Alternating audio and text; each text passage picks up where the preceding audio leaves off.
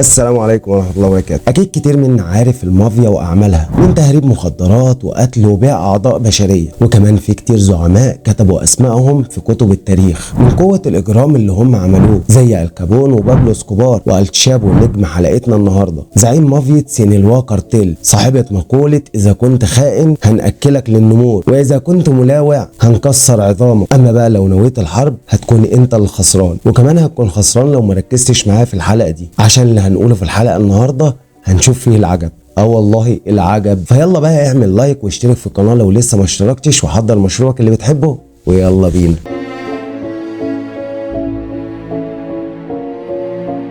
في سنة 1957 في شهر ابريل تحديدا اتولد خواكين جوزمان لويرا، واللي معروف باسم التشابو، في ولاية سينالوا في المكسيك. اتربى جوزمان مع اخواته 4 اولاد وبنتين. والد جوزمان كان راعي غنم، وكمان كان مزارع، ولكن مش اي مزارع، كان ما شاء الله بيزرع المخدرات، وكان كسيب قد الدنيا. جوزمان كان بيشوف والده ان هو بيكسب فلوس كتير وبيضيعها على السهرات وعزكم الله الخمر والنساء، واللي كان بيكسبها من زراعة المخدرات. جوزمان اللي سنه 10 سنين عجبته جدا حياة ابوه، الفلوس الكتير والشرب والحريم، وهي من وجهة نظر اي طفل طبعا يتمناها. وبيقرر جوزمان ان هو يدي لنفسه شهادة دكتوراه ويخرج من التعليم في وقت مبكر جدا، لدرجة ان هو ما اتعلمش القراية ولا الكتابة، ويشتغل بياع برتقان في الاسواق. وابتدى بعد كده ان هو يشتغل مع اولاد عمه في بيع الممنوعات. ولما عرف ابوه طرده من البيت وراح عاش مع جده في نفس المدينه، وحياته في بيت جده هتسهل ليه كتير ان يدخل حياه عصابات تهريب المخدرات. وفي الفتره دي اتلقب جوزمان بالتشابو، واللي معناها الرجل القصير البديل. وفضل شغال تشابو ديلر في بيع الممنوعات مع اولاد عمه لحد ما وصل لسن ال20. التشابو كان عنده هدف من بدايه شغله في بيع المخدرات، وهو انه يكون واحد من اكبر تجار المخدرات. كان بيروح للعصابات وبيهرب لها الكميات بتاعتها من المكسيك لامريكا، وياخد هو الكوميشن بتاعه، وبقى يطلب من زعماء العصابات ان هم يزودوا له الكميات اكتر. وكان دايما بينجح في تهريبها في اسرع وقت وبدون مشاكل. وثبت نفسه التشابو في عالم التهريب، وابتدى ان هو يعمل الخطط اللوجستيه لاكبر عصابات تهريب المخدرات، ويشرف كمان على تنفيذها. وفي اواخر السبعينات واحد من اكبر اباطره المخدرات هيكتور سالازار، واللي كان معروف باسم الجويرو، زعيم عصابه سينالوا كارتيل، طلب من التشابو ان هو يشتغل معاه لصالحه هو وبس. وفعلا اشتغل التشابو مع الجويرو في عصابه سينالوا كارتيل، ونجح معاه جدا لدرجه ان الجويرو عرض على التشابو ان هو يشاركه في العصابه علشان يبدا التشابو في تاسيس الكارتل الخاص بيه. وفي سنه 1995 وفي شهر يونيو تحديدا بيتقبض على الجويرو وبيتسلم لامريكا علشان يبقى التشابو هو الرئيس الوحيد لسينالوا كارتيل. وفي سنه 1993 بيتقبض على التشابو لاول مره بتهمه القتل وتهريب المخدرات، واتقبض عليه في ولايه غونيمالا في المكسيك، واتحكم عليه ب20 سنه سجن، ونفذ العقوبه في سجن بوينتيا جراند، واللي يعتبر من اقوى السجون في المكسيك، وده لان عدد الحراس اللي فيه اكتر بكتير من عدد النزلاء اللي في السجن، غير ابراج المراقبه اللي عددها كبير على سور السجن العالي، وده اللي مميز السجن ده عن غيره في المكسيك. وابتدى التشابو في تنفيذ الحكم، ورشا التشابو من اصغر حارس في السجن لحد مدير السجن نفسه، واللي كان اسمه داماسو. وخليكم فاكرين كويس اسم داماسو علشان هيجي معانا تاني بشكل كبير في القصه. التشابو كان بيرشي داماسو عربيات وفيلا وحاجات كتيره سعرها غالي جدا، لذلك كان عايش التشابو في السجن وكانه في بيته. وكان بيدير التشابو سينالوا كارتيل من جوه السجن بكل اريحيه، وكانت بيجيله كل افراد العصابه، وكان بيخطط وبيعمل كل حاجه والدنيا شغاله وزي الفل، لدرجه انه كان بيعيش معاه زوجاته الاتنين جوه السجن، ده غير عشيقاته اللي كانوا بيجوا له زياره وبيباتوا معاه كمان. ده كان عايش في فندق 5 نجوم. التشابو كان ما عندوش مانع ان هو يعيش جوه السجن مدى الحياه، لدرجه ان هو في السجن ابتكر فكره تهريب المخدرات من خلال الانفاق، لان التشابو كان مقيد بتهريب كميه مخدرات محدوده. وعلشان طموح التشابو اللي هي اكبر من كده بكتير، فكر في فكره الانفاق دي، والوحيد اللي عملها على مر التاريخ. وبالفعل هو الوحيد اللي هرب اكبر كميه مخدرات في العالم كله، كميه المخدرات اللي هو عايزها في الوقت اللي هو عايزه وبدون قيود. وبالفعل بعد ما نفذ التشابو الفكره وهو مسجون، لدرجه ان امريكا بتقول ان التشابو هرب كميه مخدرات مفيش زعيم عصابه هربها على مر التاريخ، لانه هرب 500 طن كوكايين وهو مسجون. لذلك طلبت امريكا من من المكسيك ان هي تسلم ليها لتشابو. واول ما بيسمع لتشابو الخبر بيترعب وبيتصل بدماسو على طول اللي هو نائب رئيس السجن اللي كنا اتكلمنا عليه، وقال له ان انا عايز اهرب في اسرع وقت من السجن. دماسو على طول بدون اي نقاش بيوافق وقال له ان انا عايز اهرب في اقرب وقت قبل ما يسلموني لامريكا وهدي لك اللي انت عايزه. وفي يوم 19/2/2001 دماسو هيقلل عدد الحراس في السجن وهيتفقوا مع عامل تنظيف الملابس اللي اسمه شيتو اللي تشابو برضه دافع له انه يروح لسجن تشابو، وهيطلع يحط لتشابو الملابس في العربيه اللي هتودي الملابس للمغسله اللي بره السجن، وتبقى كده مهمه دماسو خلصت. وبالفعل بيجي شيتو بعد ما بيخفف دماسو عدد الحراس ويركب لتشابو على طول في العربيه اللي بيلم فيها الملابس ويحط عليه باقي اللبس بتاع المساجين، وبما ان لتشابو قصير فما كانش باين في العربيه. وبعد ما بيركب لتشابو جوه العربيه بيقرر شاتو ان هو ياخده ويحطه في العربيه اللي طالعه المغسله بره السجن، وهنا هيحصل موقف هيوقع قلب لتشابو ان علشان شاتو يخرج بالعربيه اللي فيها الملابس هيعدي من كذا بوابه، وغالبا البوابات دي كان بيقف عليها اكتر من حارس، ولكن علشان دماسو مقلل عدد الحراس فكان كل بوابه واقف عليها حارس، ولازم عشان شاتو يطلع من البوابه دي الحارس هو اللي يفتح له، وده كان الطبيعي دايما. ولكن في المره دي بيحصل موقف غريب جدا ان شاتو وهو طالع وبيقول للحارس انه يفتح له الباب وقف الحارس وقعد يحكي معاه وطول معاه في الكلام جدا، فشاتو كان واقف مع الحارس وبيتكلم وسايب العربيه جنبه، والعربيه اتزحلقت من على المنزل وفضلت تمشي. شاتو على طول خد باله وعلى اخر لحظه قطع كلامه مع الحارس ولحق العربيه، ولتشابو كان قاعد جوه العربيه ومرعوب ان العربيه لما هتخبط في حاجه هتقع ويظهر ويتقبض عليه وهو بيهرب، وده كان هيضاعف له مده الحبس بتاعته، ده غير ان هو كان هيتحبس حبس انفرادي. شاتو كان متوتر جدا والحارس قاعد يفتح معاه حكايات وكان بيقول له من جواه ابوس ايدك افتح لي الباب خلينا نروح في داهيه. بيفتح الحارس لشاتو البوابه وبيخرج منها بسرعه على السياره اللي مستنياه بره علشان تاخد الغسيل وتاخد لتشابو وتطلع بيه بره السجن. وبيوصل شاتو عند العربيه وبيدخل لتشابو جواها وبيدفنوا بهدوم السجناء، والعربيه دي تبع السجن واللي بيسوقها حارس من حراس السجن اللي كان رشيق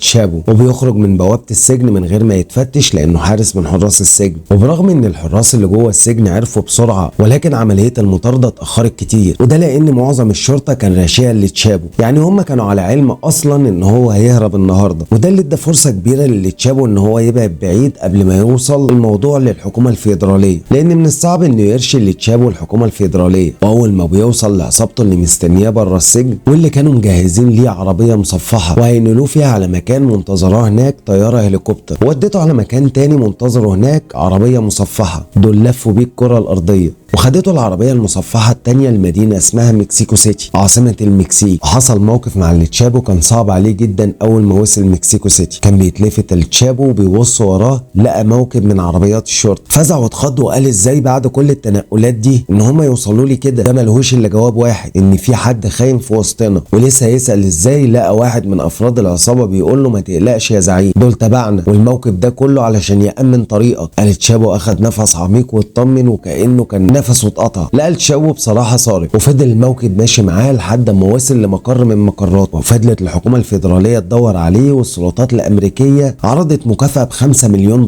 لاي حد هيرشد عن مكانه او يقبض عليه. وفضل تشابو هربان 13 سنه من 2001 ل 2014، طول السنين دي وهو قاعد يتنقل ما بين مقرات اللي مأمنينها كويس جدا، وبيهرب لتشابو خلال ال 13 سنه اللي كان هربانهم دول كميه كبيره جدا من المخدرات، لدرجه ان هو كان بيحصل على دخل كبير جدا بيوصل ل $100 مليون في الشهر. وبقت عصابه سينيلوا كارتيل هي اكبر عصابه في التاريخ كله، اكبر من عصابه ميدلين كارتيل بتاعت بابلو اسكوبار. وفي سنه 2014 قدرت القوات الفيدراليه انها توصل لتشابو من خلال اقرب الناس ليه زي زوجاته واخواته، لحد ما قدروا انهم يعرفوا مساعده لتشابو في التقنيات، وقدروا انهم يخلوه يشتغل لصالحهم، ومن خلاله قدروا ان هم يخترقوا شبكه الاتصالات المشفره اللي بتستخدمها العصابه، اللي من خلالها يقدروا يحددوا مكان لتشابو بالضبط. وفي يوم 17 فبراير 2014 خرجت قوه من القوات الخاصه والقوات الفيدراليه علشان يقبضوا عليه في مقر من مقراته، ودخلوا على المكان وابتدوا ان هم يكسروا في الباب. كان الباب من الفولاذ، كان معمول باب الشقه ومحطوط قدامه باب حديد من الفولاذ